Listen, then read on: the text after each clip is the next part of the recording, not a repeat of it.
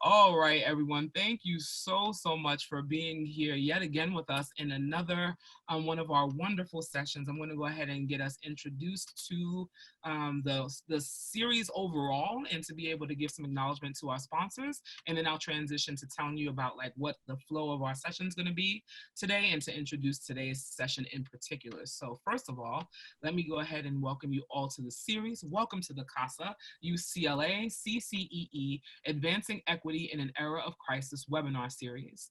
The California Association of African American Superintendents and Administrators, CAAASA, and the University of California, Los Angeles Center for the Transformation of Schools put this project together to support equity in virtual learning as we all shelter in place to prevent the spread of COVID-19. This work has been made possible by the generous support of the California Collaborative for Educational Excellence, CCEE. We're grateful for their partnership on behalf of California's K-12 public school students. So we're in a live session, obviously, today. This session will be recorded, or we're recording right now, and then the recording will be made available as well. Whether you're watching live right now or you're watching the recording later, please know that we are going to be sharing a survey with you.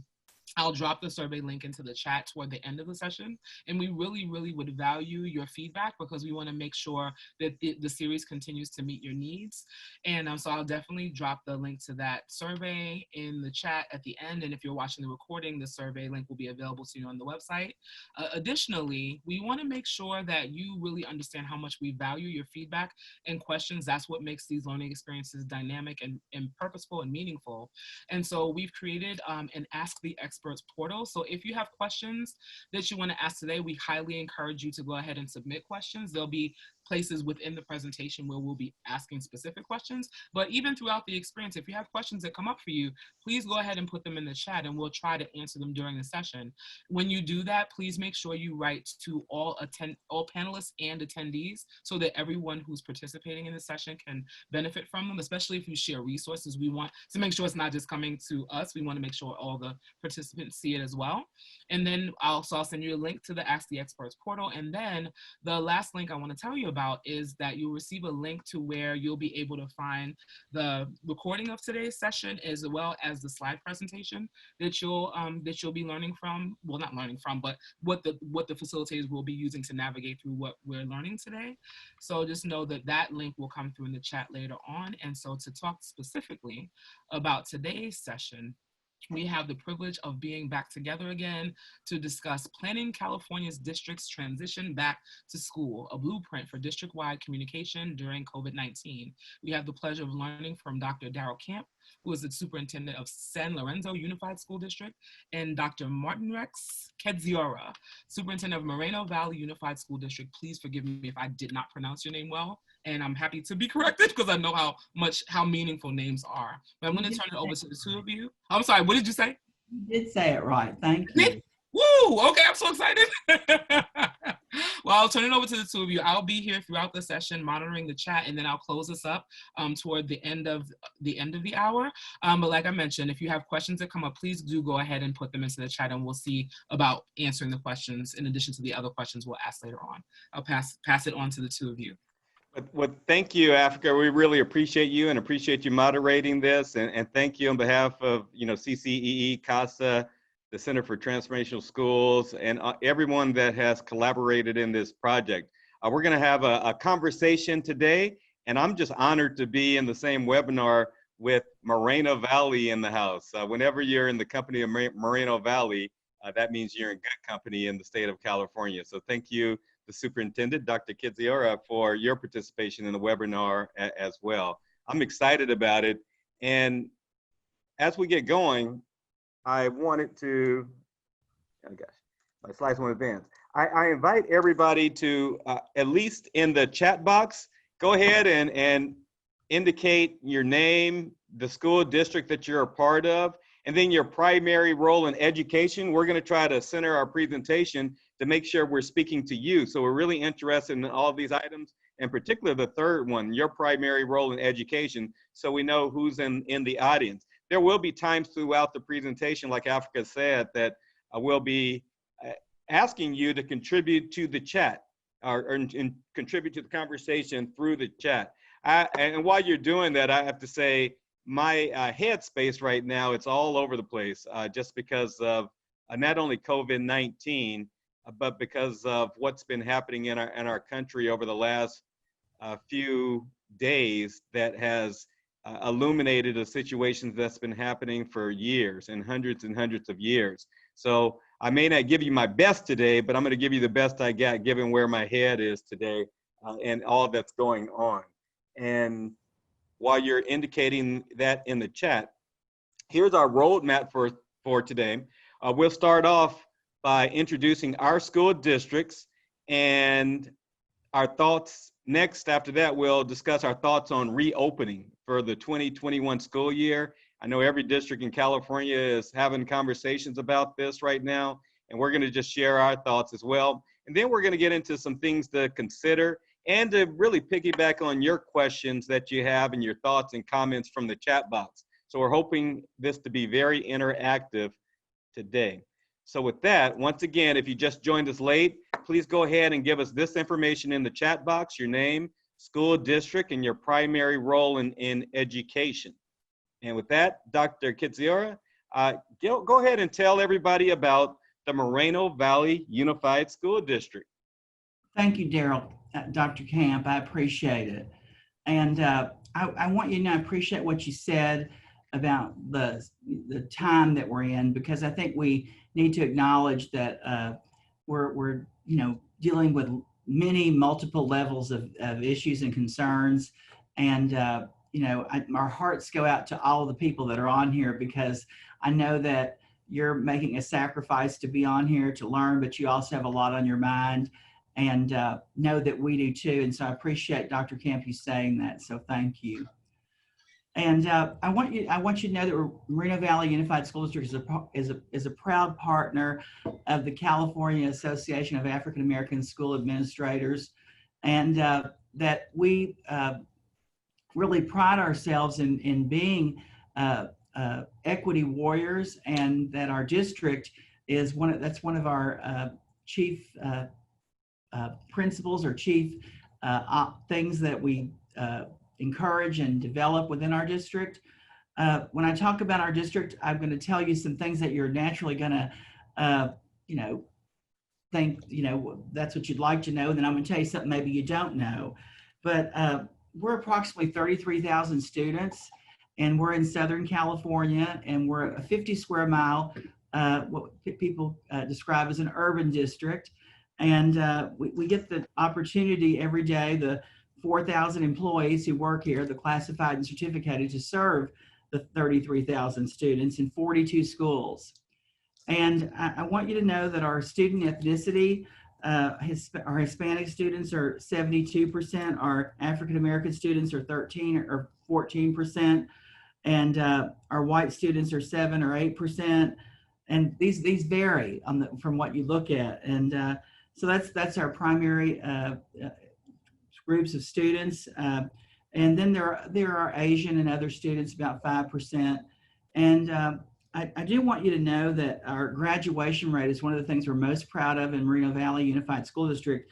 It has soared from a low level in 2010 of 69% to today over 90%. And that's been a lot of work by our previous superintendent, Dr. Judy D. White, and our Board of Education and our community. And so we're extremely proud of that. I do want you to know that our African American graduation rate grew from a low of 66% in 2010 to over 90% in the past year.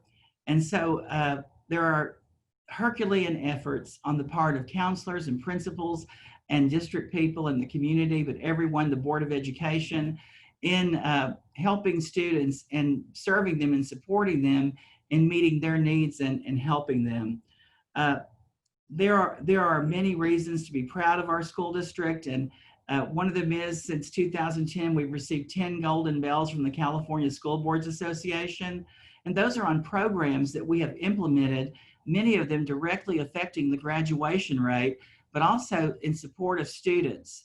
And so we're very proud that those programs have been recognized by California School Boards Association, And also the California Association of African American School Administrators at their last year's conference recognized our school board for their efforts to improve, it was the year before, not last year, but to improve equity in our school district and to address equity. So we're very proud of those accomplishments, and we're very proud to be here with you today.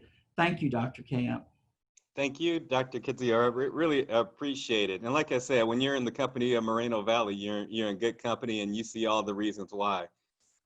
I have the benefit of joining this wonderful school district. This is my first year as the superintendent of San Lorenzo Unified School District.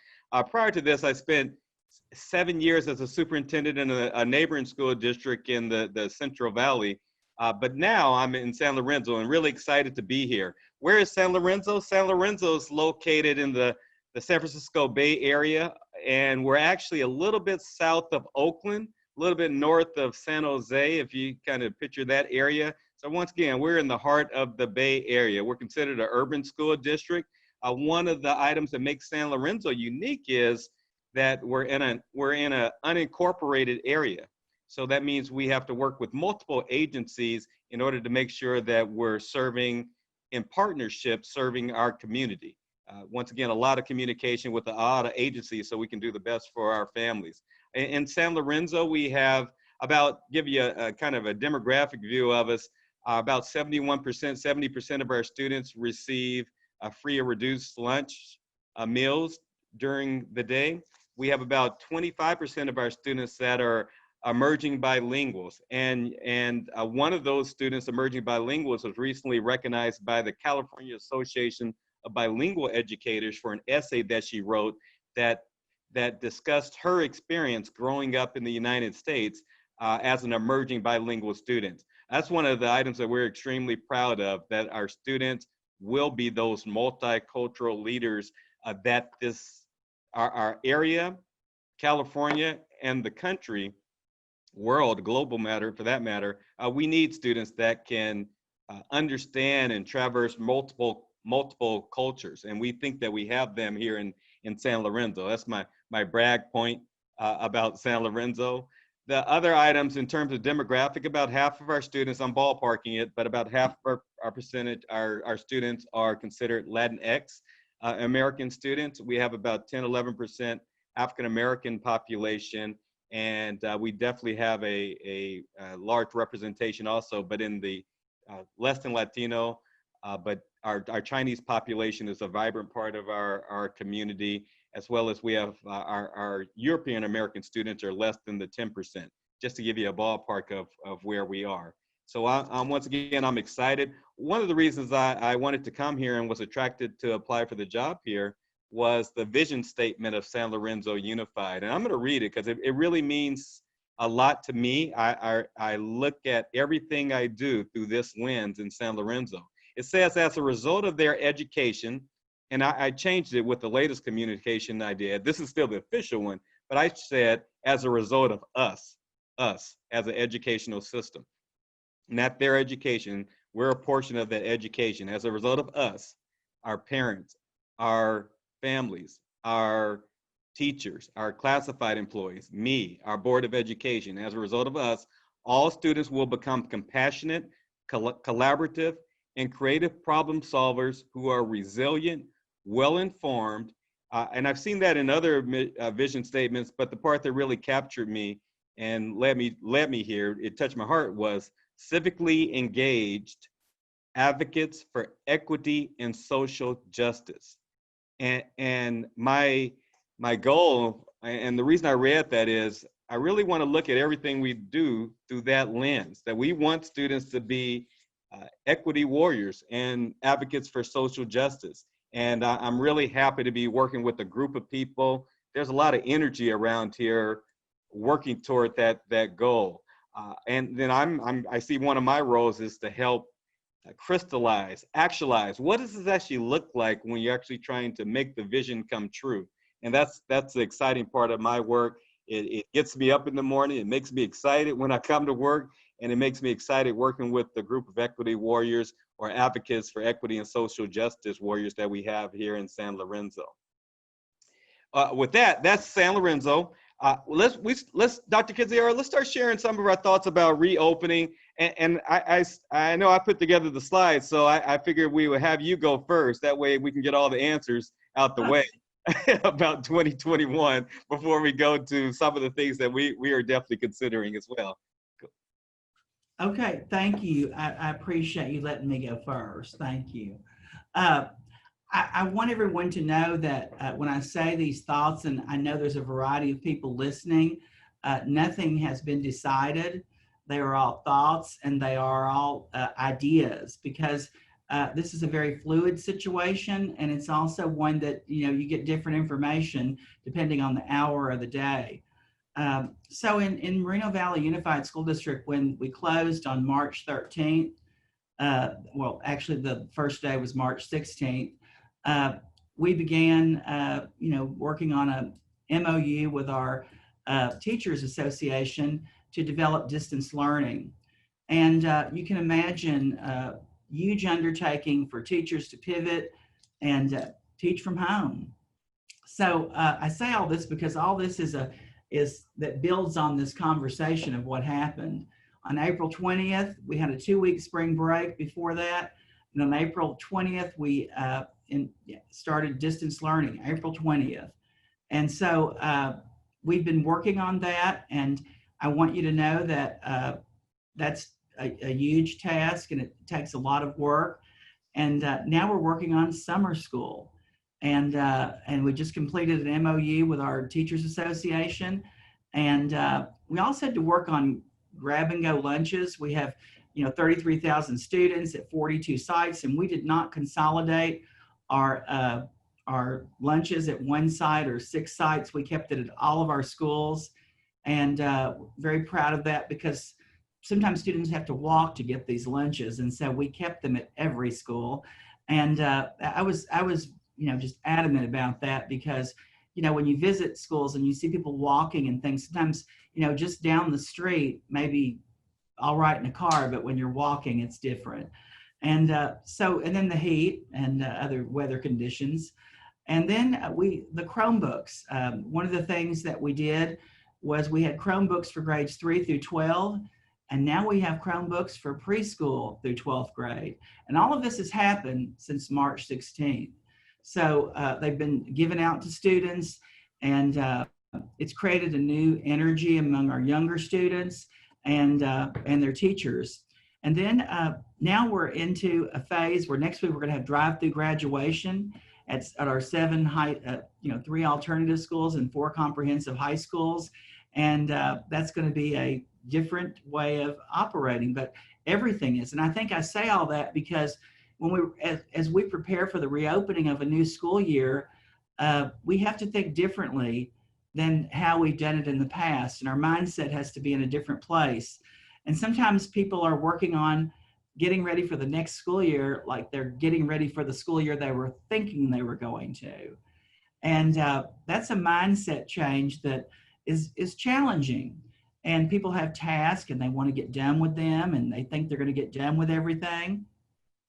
And, like with graduation, we could have a virtual graduation, we could have a drive-through graduation, we could have the real graduation, the traditional graduation.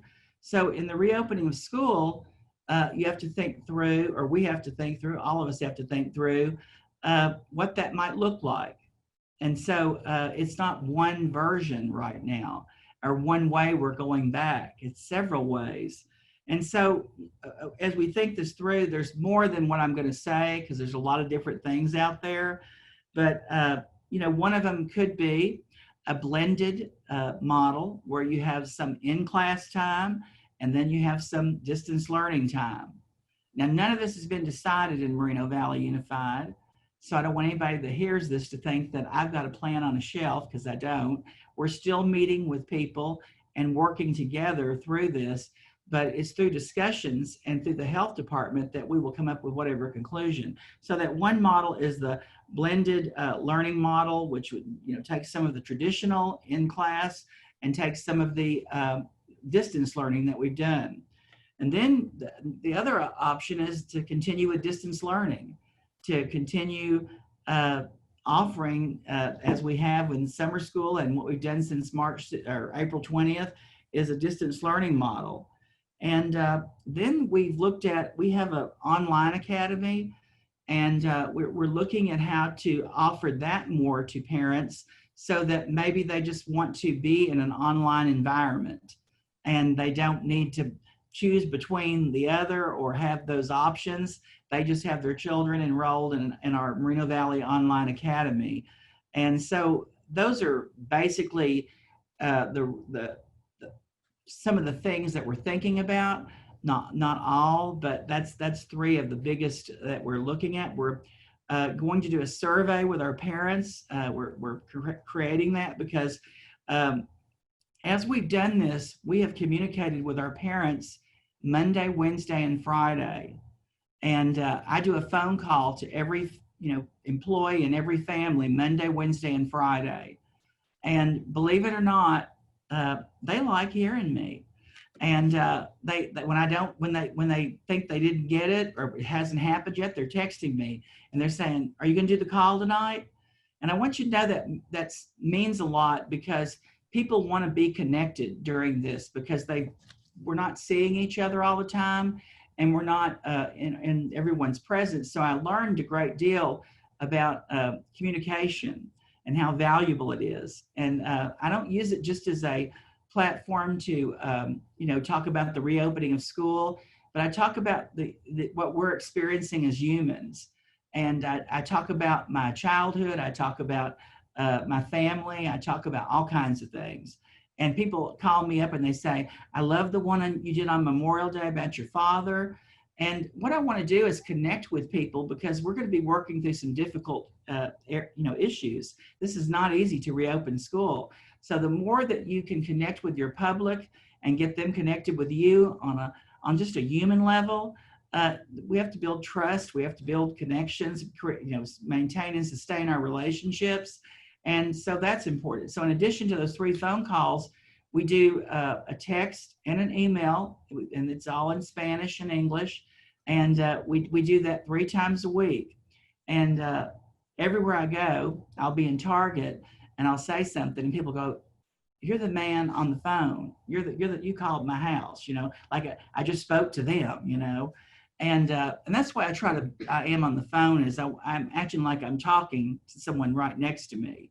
And I think that's so valuable too, because, so often those things are scripted, or they're robocalls, they call them. Well, these are personal, and they're geared towards our community.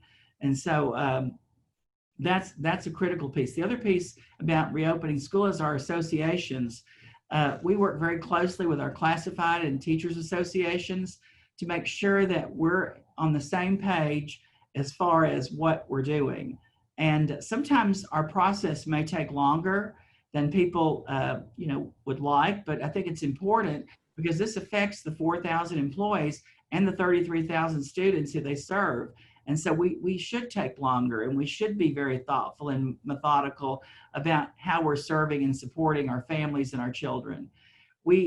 I want you to know, the other thing is, we ask people every day, every time we do a call, Monday, Wednesday, and Friday, to email us about their concerns and what questions they have. So ongoing, we are answering their questions. It's not like they have to wait for something, and we answer them promptly. We meet every day, we talk about their questions, and we make sure we get a response back to them. So part of our reopening is we're now in this stage where the county of Riverside has Dr. White as our county superintendent. She used to be the superintendent here. And she's developed a regional task force that is working together, all 23 districts, to build a pathway or a process for us to reopen schools together, so we're more uniform. And that's what we're having our 3rd meeting on Thursday. And then our district has has about 8 people on each of those committees that are on that task force. And so on June 18th, our district will come back together from that, because we have drive-through graduation next week, and they last all day. I don't know if y'all know that. They go from 9 in the morning till 7 at night. So we're going to be meeting on June 18th, and that's going to be our first meeting with our stakeholder group about the reopening of school, and simultaneously we're doing a survey to survey our parents about their thoughts. And so we'll continue to do the Monday, Wednesday, and Friday calls so that they get information, and also if they have questions they can ask. So that's basically where we're at right now, and we're working closely with our Board of Education. I should not forget them. You know, each day I'm talking to them individually, as well as a Friday memo that we send out, and it's very extensive. And you know, we're always gathering thoughts. We're always gathering opinions and ideas. So thank you, Dr. Camp. Gosh, thank you. And like I said, when I'm in the room with you, I always feel smarter when I leave. So this is good. That's the that's the benefit when you're hanging around good people on a regular basis. And like you mentioned, I took some notes. What I've been doing is, and I wasn't doing this before. I now have a weekly message that goes to the staff. It's a video message. Not that I got tired of writing, but it just seemed to be more personal if more authentic when it was a video message. And I sort of like it. I always include, like you do, some of the personal business or the personal. And boy, it's a different feeling. But I'm going to steal the note about getting a call out to the community. We've been relying on our school sites to maintain the primary connection with our community, but I do think there's a spot there for getting a voice from the central office to the community that would be appreciated. So thanks again for that tip. The other part that you mentioned that's I think so appropriate is making connections. If this is what it's like at the end of this school year, I think we need to double down at the start of next school year, given that unless you're looping or something, there's going to be multiple new relationships that need to be formed. That's always important, but this is going to be even more important next school year, given that a student teacher won't have, or is unlikely to have, I know, no definite plans like you. We don't have definite plans. Collaboration takes time. Collective bargaining agreement and working with professional associations take time. But within that time, we're talking multiple scenarios. That's later in the presentation. But we know that it's highly likely that 100% of the students will be on our campuses 100% of the time, Monday through Friday, like we had on March the 12th, or right before everything started to shut down. So that's highly unlikely. So we're going to have to think about how we're going to develop relationships, first and foremost, between the primary people involved in the educational support for students. Obviously, the most critical relationship is going to be that teacher-student relationship, but then there's a number of us that are supports for that relationship and getting students engaged in education. So for us, I won't reiterate some of the points that Dr. Kedziora mentioned. Why won't my slides forward? Let me see. There we go. So yeah, it's just a slight delay. Slight delay? Okay, I got it. We're trying to have our conversations about reopening through these three primary principles or central principles.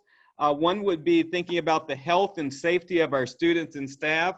That's our number one concern. But that's a big gray area too that we'll get into, because that can be interpreted in multiple ways, but it's definitely a part of our conversation.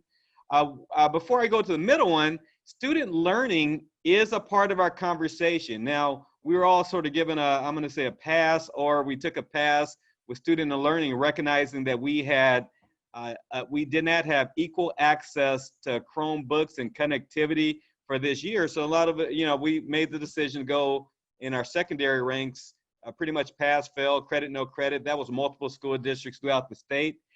I haven't heard much, but I know the conversation is starting to pick up about what will be the student learning expectations for 2021. And not just expectations, but what's the support going to be like to support students in meeting these expectations, right? So that's really starting to pick up right now. And then the equity frame too. The reality of, if we can't have 100% of the students on the campus 100% of the time, then this notion of maybe some students deserve more. And that's starting to get into our conversations. I mentioned the safety part. We get our guidance from the Alameda County Public Health Department. The practicing mitigation strategies. I'm not going to go over those. I will say the one that's picking up a lot of steam right now is the expectation to wear a mask. And I've heard a lot of conversation about, can you really expect the kindergarten, first grade students to wear a mask? And it seems like some of the health experts are saying, okay, maybe that's a little bit unreasonable, outside of expectations.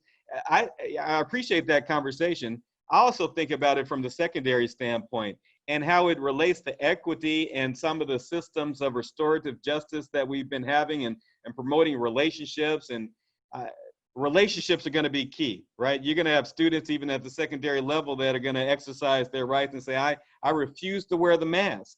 And how are we going to handle that? Are we going to take a punitive approach, or are we going to be more supportive and saying this, and really try to build the community? You have to build the community, because the purpose of wearing the mask is so you have to assume you have COVID-19 and you do not want to infect the community.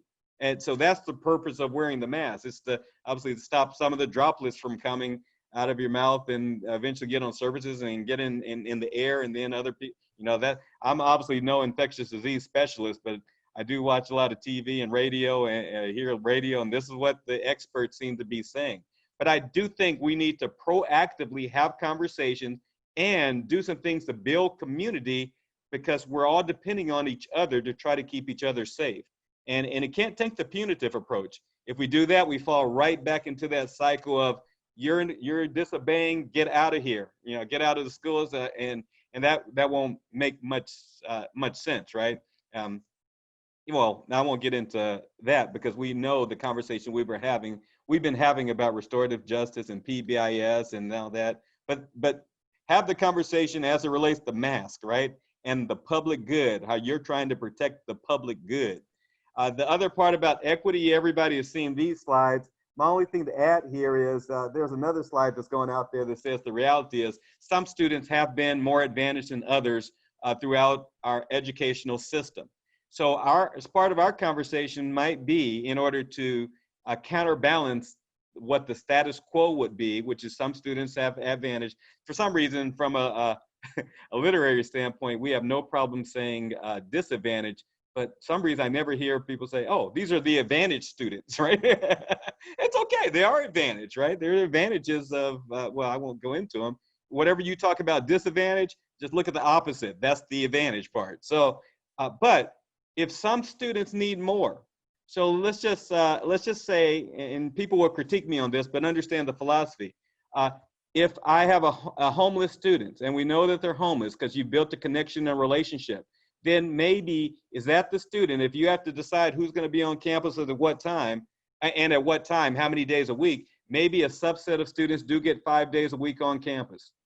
Maybe they do, and some others just get 2. Is it fair? No. Is it equity? Yes, that's an equitable practice. And you're doing it for the reason to try to level the playing field of a student that is in a highly disadvantaged situation right now than some students that may have broadband access and connectivity and multiple devices in the household and a nice place to sit down and connect their computer and really focus on all that. So maybe the students that don't have that, we try to provide that at school while putting in the physical distancing that will be required. So that's, once again, thinking outside of the box of the norm. The norm is based on everybody gets the same amount of time, and then that's supposed to provide equal playing field. But no, it's still not an equal playing field if everybody gets the same amount of time in school.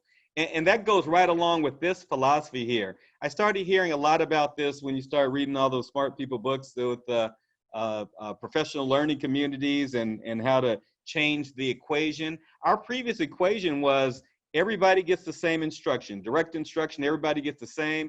Candidly, the extreme form was the sit and get. A teacher delivers the same content in the same way to every student, and everybody gets the same amount of time that I just talked about before. And the variable became the differentiating, the learning became the differentiated variable. So learning was all over the place. Some achieved at high levels, some didn't, and that was part of our system. But you're starting to hear more and more about how instruction there needs to be varied or differentiated in order to meet the needs of students, and the time needs to be variable also. Let's be candid. We used to say, if you can't come to school, you can't learn. don't say that anymore, okay? Students are learning all the time. Their experience is a learning experience. You learn. Now, what you learn is what we're trying to have some say-so in, right? But students are sponges. They're learning from their environments all the time.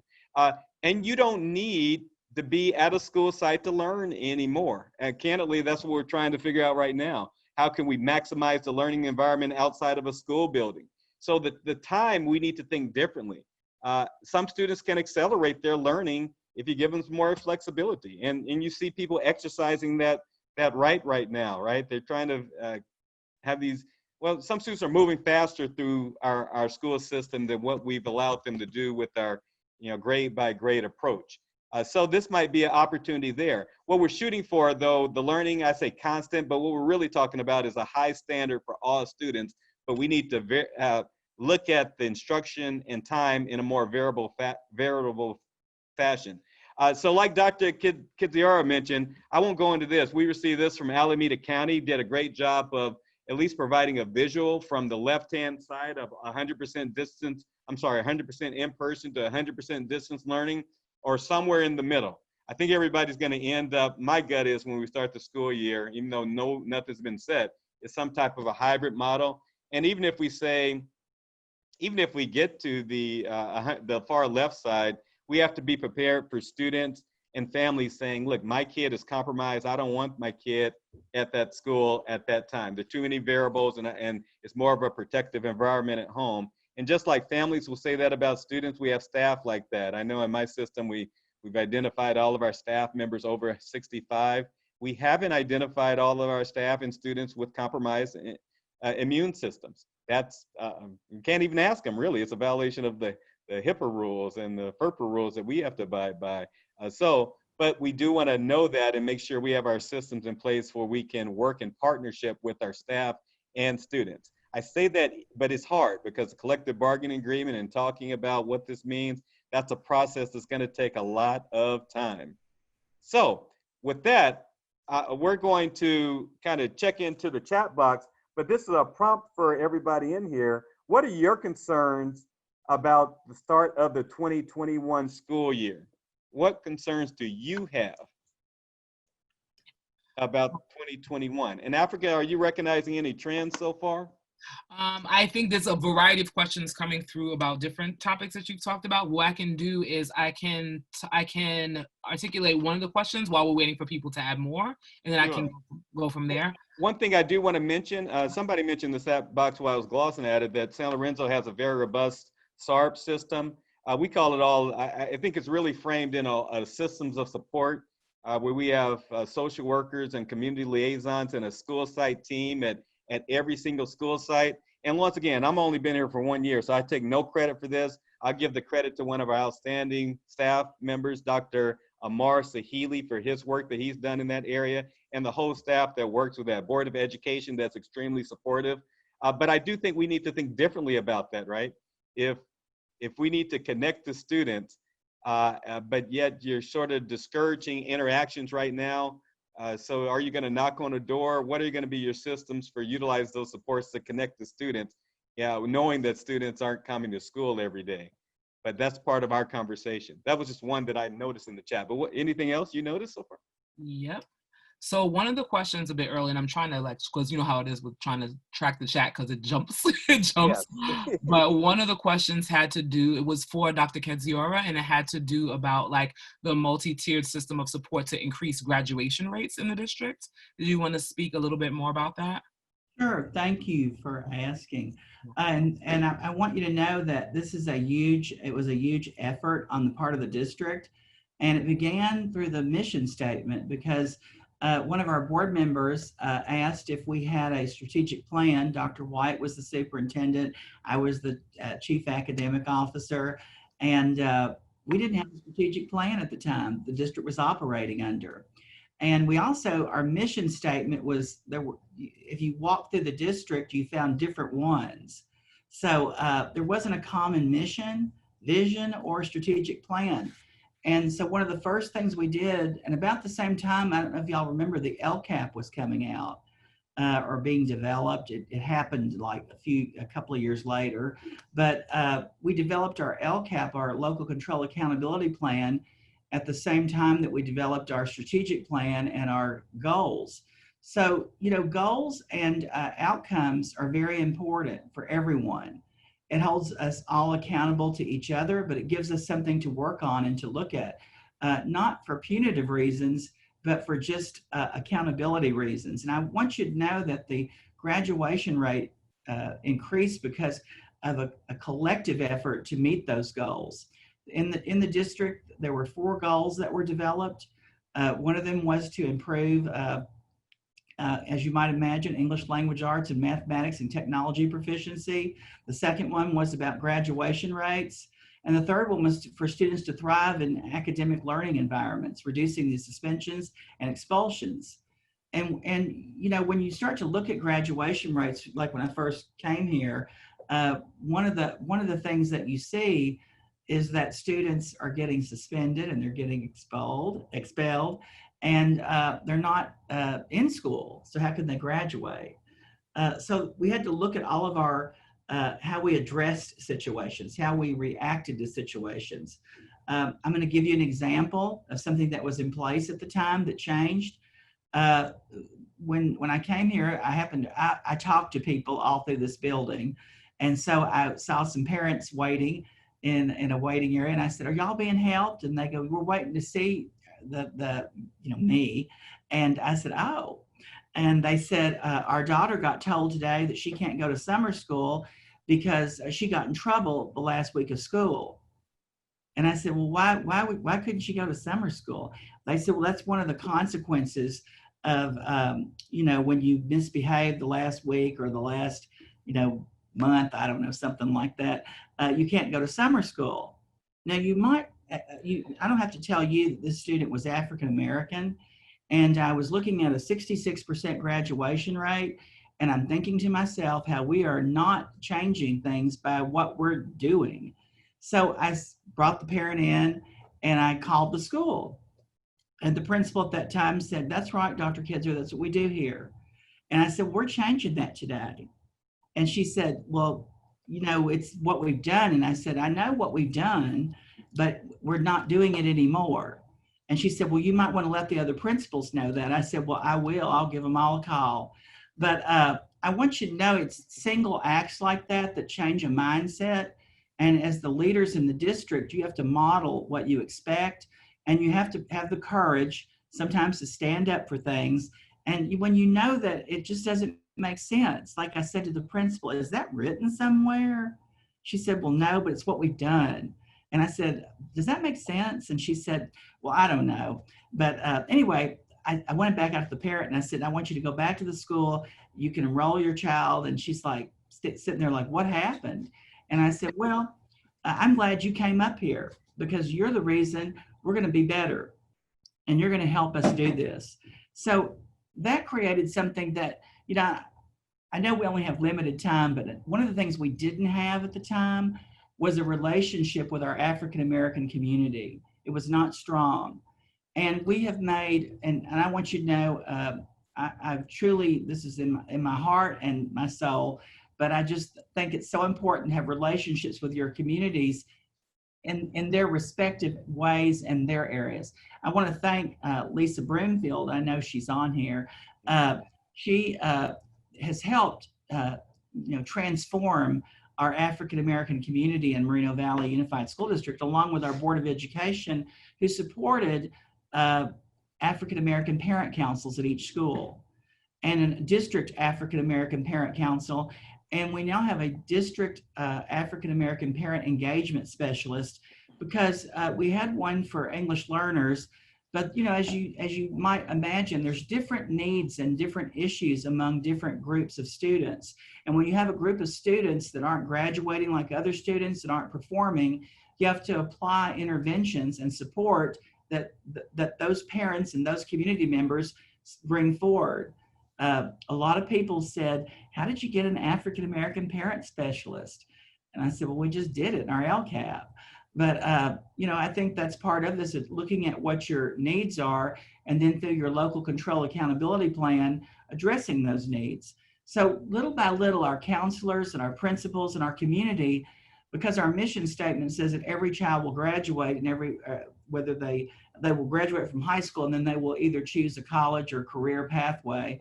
And we say that all the time. We repeat it and we talk about it. Before, we didn't talk about those things.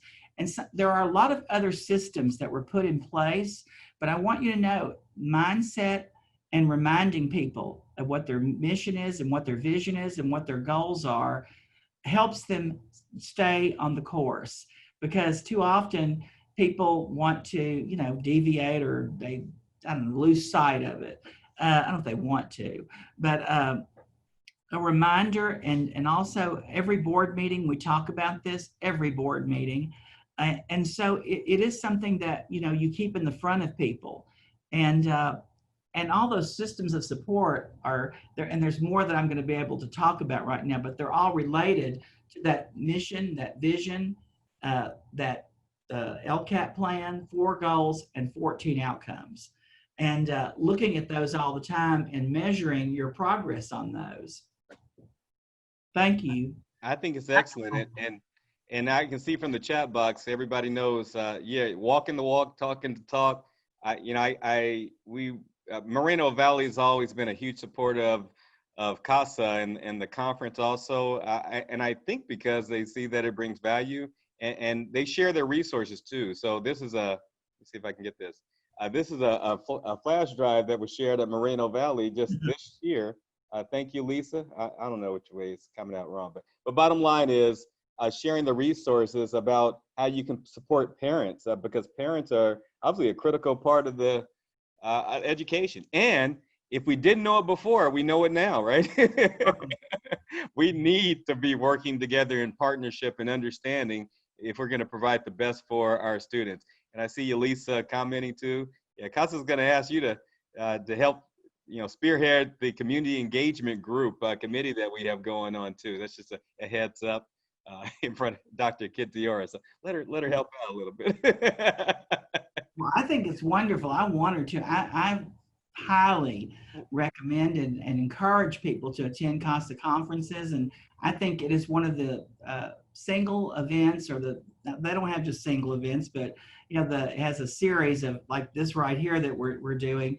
But I think it's transformational, and I think it brings about mindset experiences that you probably wouldn't have otherwise. And Lisa and other people in our district that are really, evangelists in this area, really get people to sing the same song, and help people, find how they can hum a tune that people are going to listen to. One of the things that we're this Zoom environment that we're a part of now, CAAASA is going to make an attempt. Like, we have an African American Family Advisory Council in San Lorenzo as well. But one of the things we notice is that, there's a gap in connecting after the conference. We're going to fill that gap. We're going to try to link up parents from Moreno Valley and San Lorenzo Unified and Pittsburgh Unified, and once again, to build and support each other so families can be, so we can realize the assets that parents and families are to our communities, because we all need to be working in partnership strategically in the support of the students that, either the parents had or the families support, or when you're working in the community, it needs to be a partnership. But I'm glad you mentioned that. Yep. And thanks again for the partnership.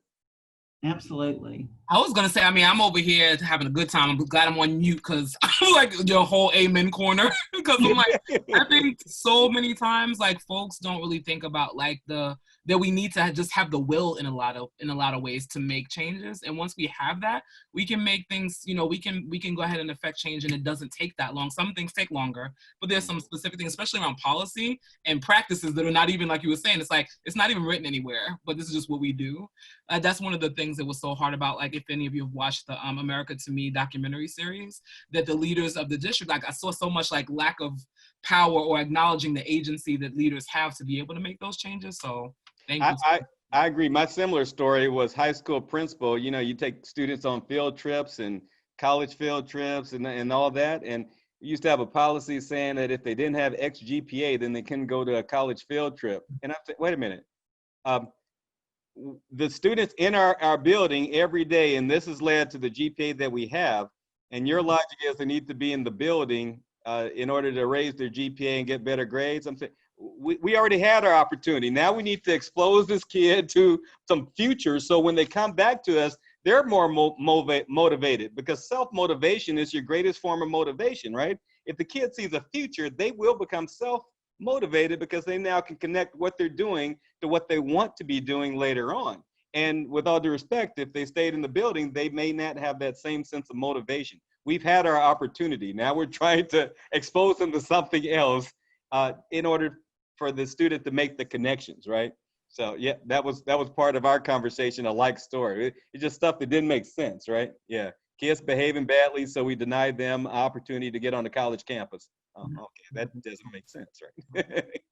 I know, so we have about 10 minutes left in the session. There's a question that came through a little bit earlier that I'd love to share, just because I'm personally curious, and I know other people are Sure. thinking about it too. Is how will attendance be accounted for virtual, in the like virtual setting compared to kids going to brick and mortar? Thinking about even like whatever hybrid there exists next school year. What does attendance look like? We have had some flexibility, and we were told I give the state a lot of credit for telling us right off the bat, you know, we're expected to do certain things, and we're going to be held harmless in terms of expectations of attendance. We have not got that same guidance in California for the 2021 school year, but I think there's some conversation that's happening at the legislative level about that.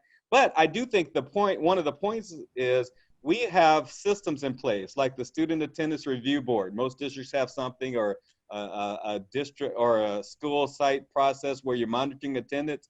We do need to look at our typical indicators that say that we need to give this student, or usually a family, more attention based on their attendance or lack thereof. So now, in absence of having students coming into our building, 5 days a week, what are going to be those indicators?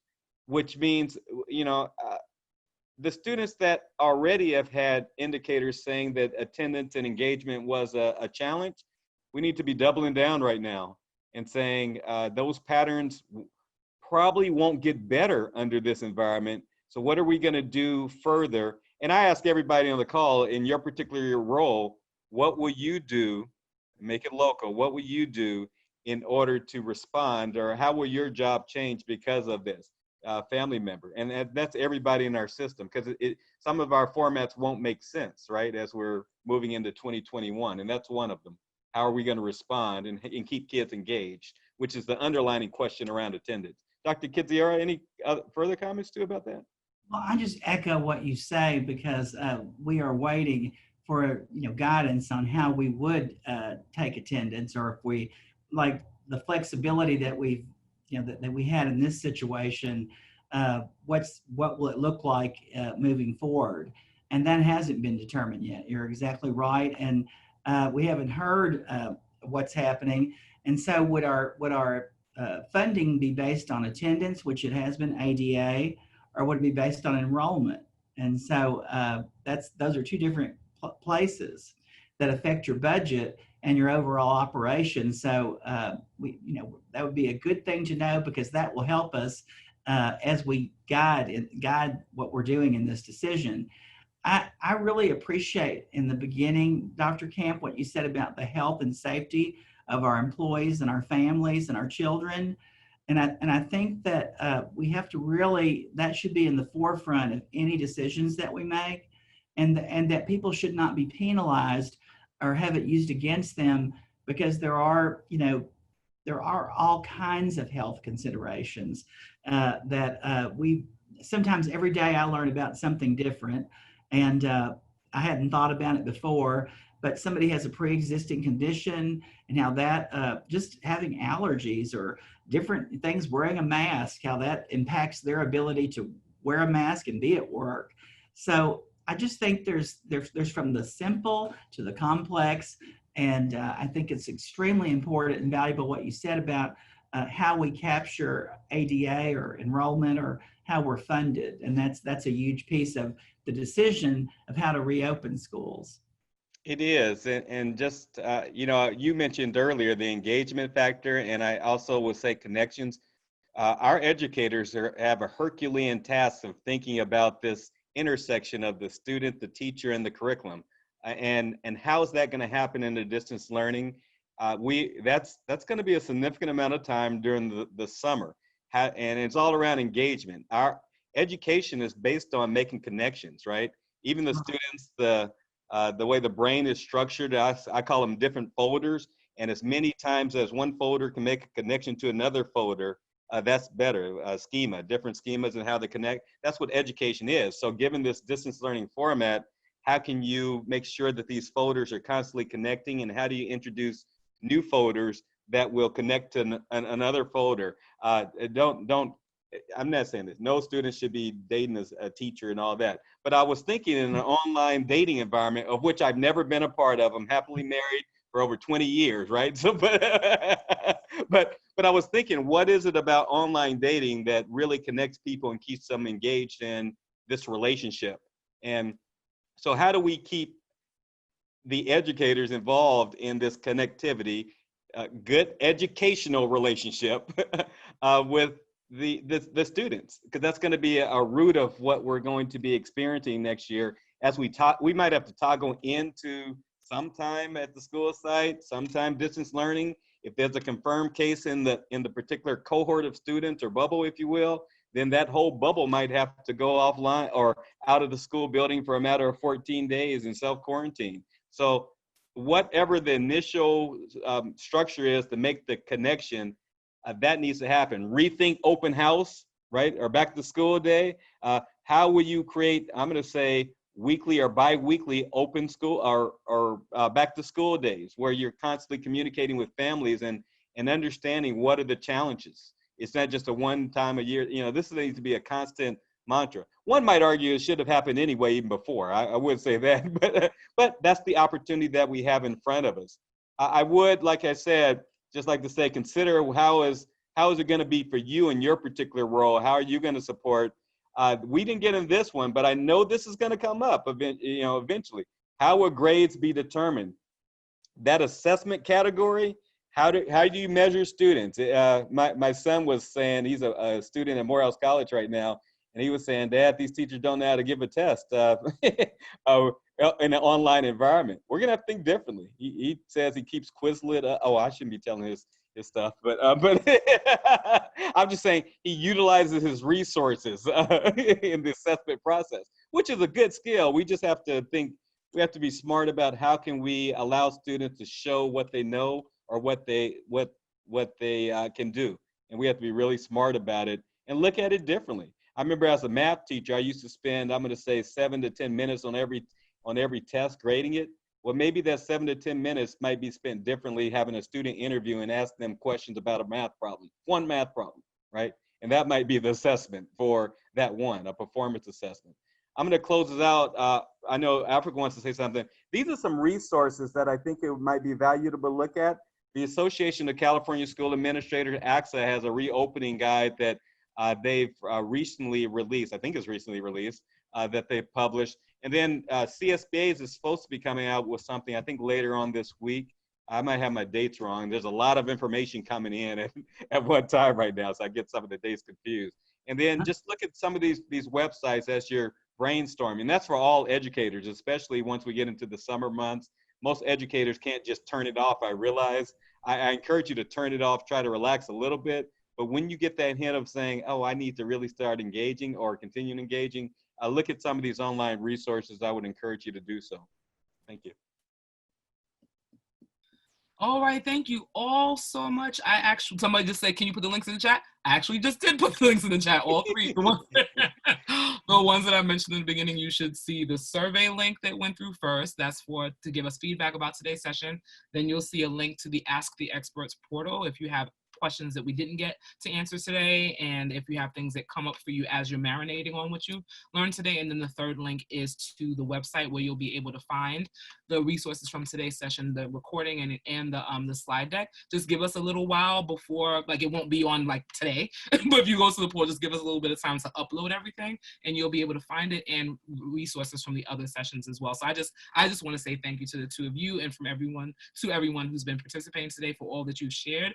And I'll definitely pass it on to the two of you to say the closing. Dr. Kedziora? Oh, I just want to say thank you to both of you. What a joy and pleasure it's been this hour to be on here with you, and to all the people that have been on here today. Thank you for wanting to know and for wanting to listen and for wanting to learn and to be part of the solution.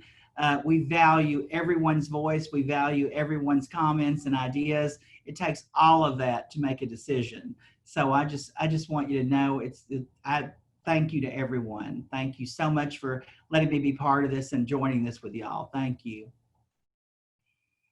You know, all I have to say is ditto. Just thank you. And once again, on behalf of obviously for San Lorenzo Unified School District, it's a joy serving this community. I'm enjoying what I'm doing. And I see the direct link between what we're trying to accomplish with the California Association of African American Superintendents and Administrators. We're happy that we had the support from the CCEE, and the CCEE trusted CAAASA to do this work that can bring value to the field.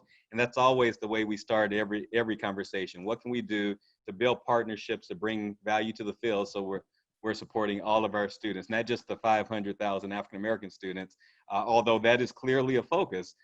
But we also think that some of the strategies are applicable to all of our students in California as well, our 6.2 or 1 million students. So thank you again. All right, thanks everyone. Everyone take good care of yourself these trying times and have a great rest of the day. Bye.